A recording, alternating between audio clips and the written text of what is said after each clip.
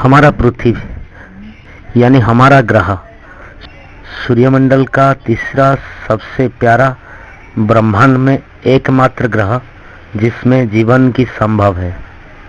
आज पृथ्वी पर करोड़ों जीव जंतु के साथ हम इंसान को इस पृथ्वी पर रहने की अधिकार है।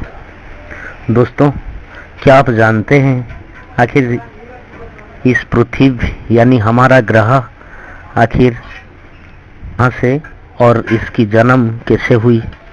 इस धरती पर सागर, महासागर और पृथ्वी कहाँ से आई?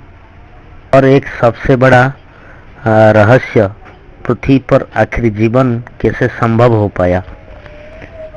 तो आइए आज ये सब रहस्य से पर्दा उठाएं कि आखिर ये सब संभव कैसे हो पाया।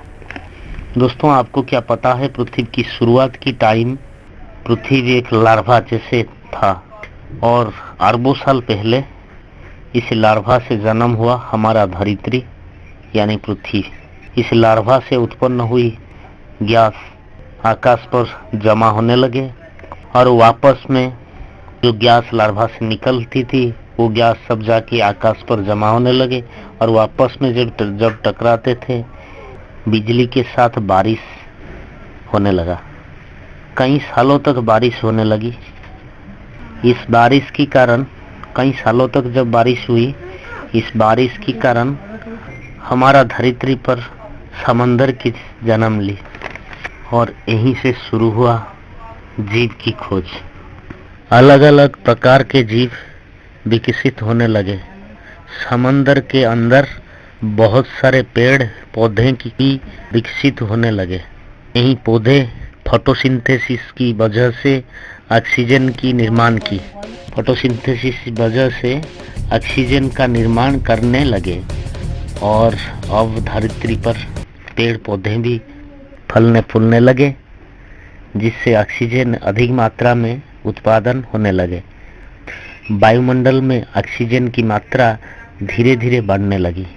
इस फोटोसिंथेसिस की वजह से बहुत सारे जीव की विकसित होने लगे।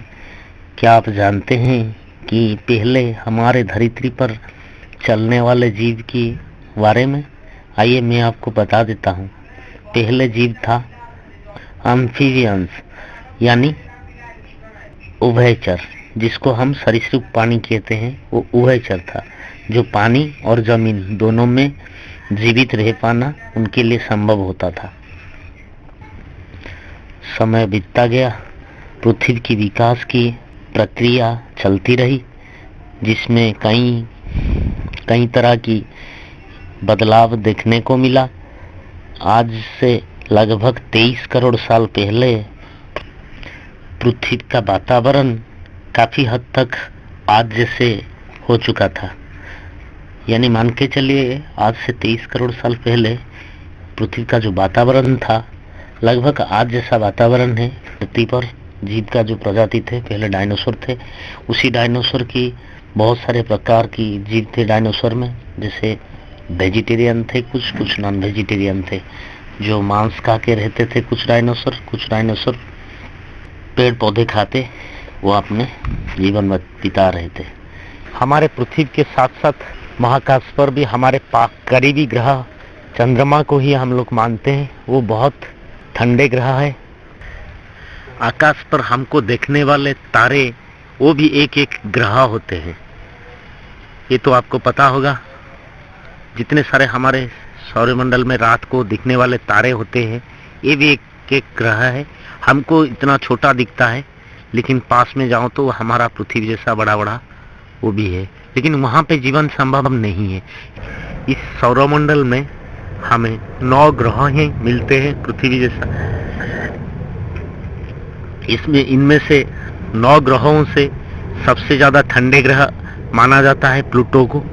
प्लूटो सबसे ज्यादा ठंडा है। सौरमंडल में गुरुत्वाकर्षण की वजह से हमारे सौरमंडल में हमारा धरित्री चारों तरफ घूम रहा है। पूरे 24 घंटा लेता है अपनी चारों तरफ घूमने के लिए, और सूरज की चारों तरफ घूमकर आने के लिए उनको भी 365 दिन भी लगता है। इसके बारे में तो आप सबको पता होगा।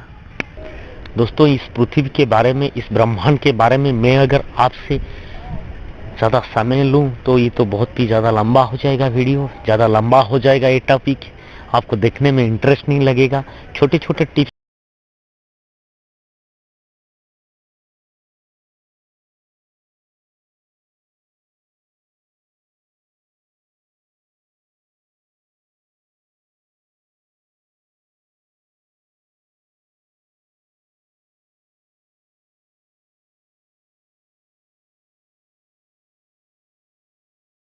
को जो मैं निकाल के आपके सामने पेश कर रहा हूँ, आपको कैसा लगा आप मेरे से कमेंट के जरिए बता सकते हैं। और एक साथ देने के लिए, हमारे साथ जुड़ने के लिए, हमें इंस्पिरेशन देने के लिए हमारे जो सब्सक्राइब बटन है नीचे दिया गया है, इसको प्रेस कर लीजिए। इसके साथ साथ नोटिफिकेशन को भी प्रेस रखिए, जहां आगे तक आपको नया कुछ टॉपिक आएगा इसके ऊपर आपको आगे नोटिफिकेशन मिलता रहेगा। चलिए दोस्तों, आज की इस टॉपिक को यहीं पे समाप्त करते हैं। जय जगन्नाथ।